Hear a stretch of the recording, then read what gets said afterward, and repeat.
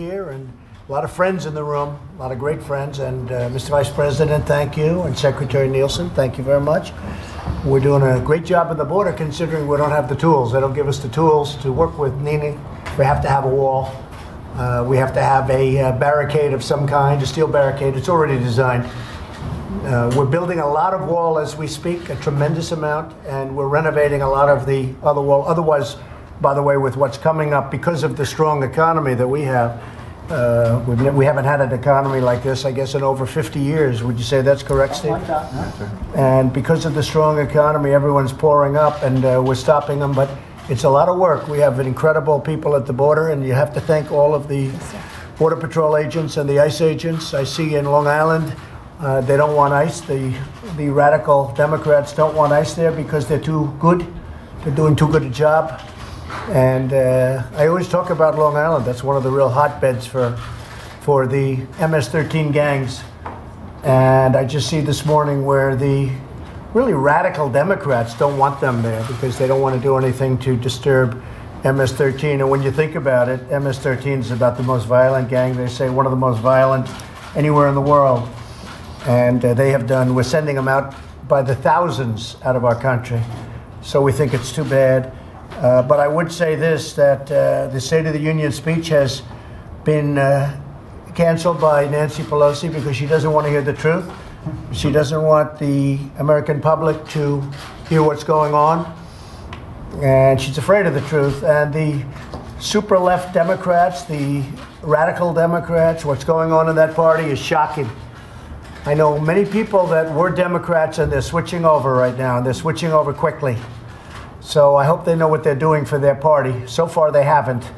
If you know, I won the Senate, meaning we won the Senate all together, but we get no credit for that. They don't talk about that. They talk about the House. I didn't have any chance to, other than a couple of people, like from Kentucky, where I went and campaigned for Andy Barr, and for some others, they ended up winning their races, but I couldn't campaign too much, too many people.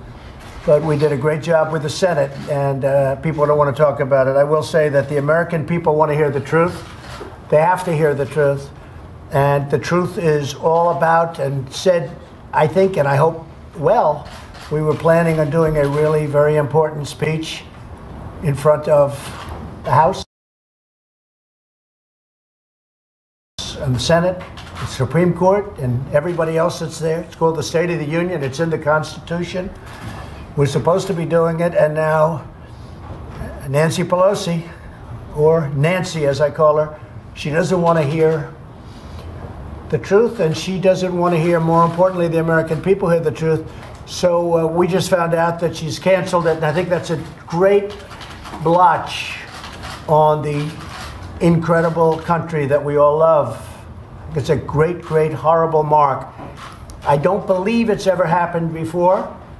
And it's always good to be part of history, but this is a very negative part of history. This is where people are afraid to open up and say what's going on.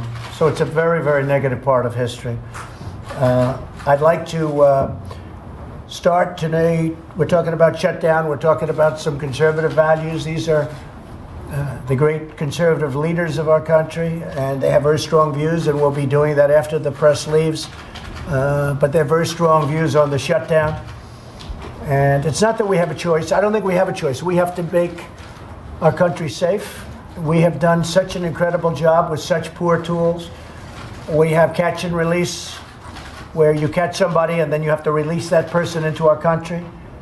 We have so many different elements of rule and regulation. It's a very sad thing that's gone on, and this has happened over a long period of time. You take a look at the visa lottery. When there's a lottery, do you think they're putting their best people into those lotteries? It's a lottery. You know what a lottery is. Does anybody think they're putting their best people in? You have chain migration, where, as an example, the killer, the man who ran over people on the West Side Highway in New York, 8 people killed, 12 injured. And when you say 12 injured, nobody knows how badly injured they are. This isn't like they had a headache. This is big, big and horrible problems. Loss of legs and arms, and worse. And this man brought in many people, many, many people, through chain migration, it's called. So these are all Democrat principles that are no good for our country. They're hurting our country. And if we did what we had to do, you would bring crime down in half in our country because so much of it comes through our southern border. Honduras is doing nothing for us. Guatemala is doing nothing for us. El Salvador is doing nothing for us. And we pay them hundreds of millions of dollars a year, but we're going to be stopping pretty soon. In fact, we're looking at it right now. We don't want to do it because when caravans form in the middle of a country, the country can very easily stop those caravans from forming, very easily. I actually think they encourage the caravans because they want to get rid of the people from their country and certain people.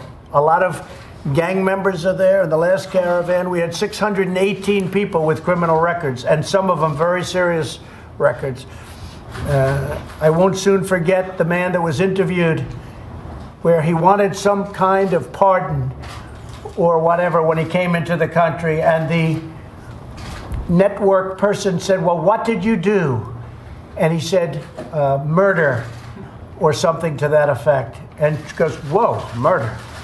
Well, that's what we have. We have a lot of very dangerous people that want to come into our country. We're not letting them in. We want people to come in based on merit. We want people to come in that can help us successfully run all these companies that are pouring into the United States because of what we've done and because of all of the incentives, Steve, that we've given. And because this is where the action is. Steve Moore is one of the great financial gurus, and he would tell you how well we're doing as a country. But we have a lot of people that really we need. We have the lowest unemployment rate we've had in much more than 50 years with African American, with Asian American, with Hispanic American. We have the lowest unemployment rate we've had in the history of our country. And that's why when you look at the Hispanic polls, I'm up 19%. And the reason I'm up 19%, I don't even think it's the unemployment. I think it's the fact that they understand better than anybody what's going on at the border. And they say that President Trump is the only one that's saying it right, and he's doing what you have to do. That's why people were so surprised when they saw the poll that just came out, where I'm up to 50% with the Hispanic and up 19 points in a short period of time, because they get it better than anybody at the border. They know what's happening at the border, and they know it's a big scam. And the Democrats don't want to stop people. That means automatically massive amounts of crime, and we're not going to put up with it. So Nancy Pelosi, knowing these facts and knowing it's something that she can't win, that she just went out and said, let's cancel, for the first time in the history of our country, let's cancel the State of the Union address. And it's a disgrace. Just so you know, she uses on the basis of the shutdown, but when she asked me to make the address, formally in writing, most of you have a copy of the letter. When she asked me to make the address, she did it during the shutdown, well into the shutdown, by a couple of weeks. So the shutdown was going on. Now she's blaming the shutdown. So if it was because of the shutdown, why do you ask that the address be made? And she asked that the address be made during the shutdown. And now she's blaming the shutdown. She also knew, because she went to our people and she asked, would it be a security problem? She knew it wasn't a security problem. She blamed security, but she knew it wasn't a security problem. And she knew that loud and clear. And she went to the people she asked. They said, we have no problem whatsoever. I just got back from Iraq. I was very safe in Iraq, and I felt very safe. We had great, great security. If we can handle Iraq, we can handle the middle of Washington in a very, very spectacular building and a beautiful room that we should be in, and that's where it's been for a very long time. So it's a sad thing for our country. We'll do something in the alternative. We'll be talking to you about that at a later date. But I have to say it's an honor to have these great leaders with us, and we're going to be talking about shutdown. We're going to be talking about other things, and we're going to be talking about, outside of this event that we just discussed, how well our country is doing, because we're setting records in so many different ways. We're setting jobs records. Right now, at this very moment, we have more people working in the United States than at any time in the history of our country. Think of that. That's a big, big statement. I just had a meeting on drug pricing and various other things, and prescription drugs for the first time in history, the history of our country, have gone down in 2018. So for last year, just got the numbers, for the first time in the history of our country, prescription drug prices have gone down. They've been like a rocket ship until I got here. And we have more to do. They're going to go down further. But think of that. For the first time, I say it because you guys don't want to report it, but that's a big thing because drug pricing has been very important to me, as is health care. First time in the history of our country, in 2018, prescription drug prices have gone down. That's a big number. You didn't even know that. I don't think anybody at this table knew that. It just came out. So we'll let you know it. So it's too bad with Nancy Pelosi what she's done. It's radical Democrats. They become a radicalized party. They really have. They've become a radicalized party. I actually think they've become a very dangerous party for this country. If you listen to what they're saying, what they're doing, I think they've become a very, very dangerous party for this country. I think that Chuck Schumer, sadly, is dominated by the radical left, and he's dominated by Nancy Pelosi. Very strongly dominated. He can't move. He's a puppet. He's a puppet for Nancy Pelosi, if you can believe that.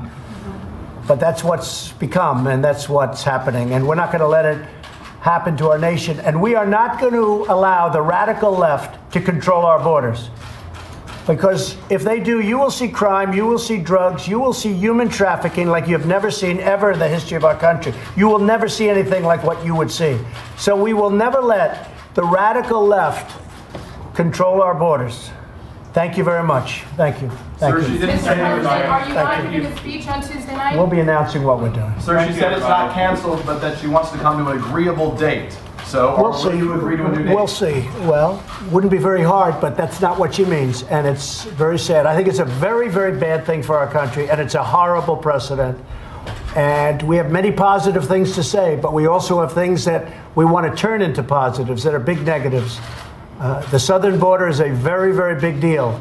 It should have been handled by other presidents for many times, just like Israel with the, if you look, moving the embassy to Jerusalem. Every president talked about it. Nobody did it until I came along. Same thing in a certain different way with the southern border. It should have been stopped a long time ago. They talked about it. They had approvals for doing it, and they were unable to pull it off. Other presidents should have done this. We're going to do it. And it's not because I want to, it's because I have no choice. Because if we don't do it, this country is going to be worse than at any time in our history in terms of drug infestation and in terms of crime. And our crime numbers are really good, but our crime numbers would be very much better if we had a stopped up southern border. And by the way, the caravan now, they're saying is massive. The caravan that's coming up. Thank you very much, Honduras. We send Honduras hundreds of millions of dollars, and they send us caravans to 3 of those countries. And, you know, as I said, we're probably going to be stopping that. We're working on that right now. I would stop it because, you know, you have 2 theories. You can give more and let them do economic development, or you can do less. I'm of the less theory. I don't think we should give anything to them.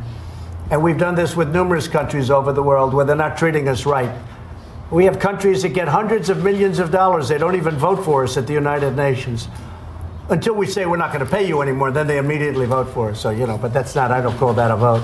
So I want to thank everybody very much. We're going to have a great meeting, and we will have a response to Nancy Pelosi in due course. But what she's doing to the American people, what she's doing to our Constitution is a disgrace. Thank you very much. Thank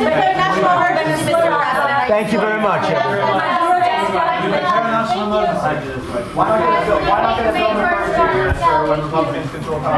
Thank you very much, everyone. Thanks. Thank you, Steve. Thank you. That man agrees with me. Steve.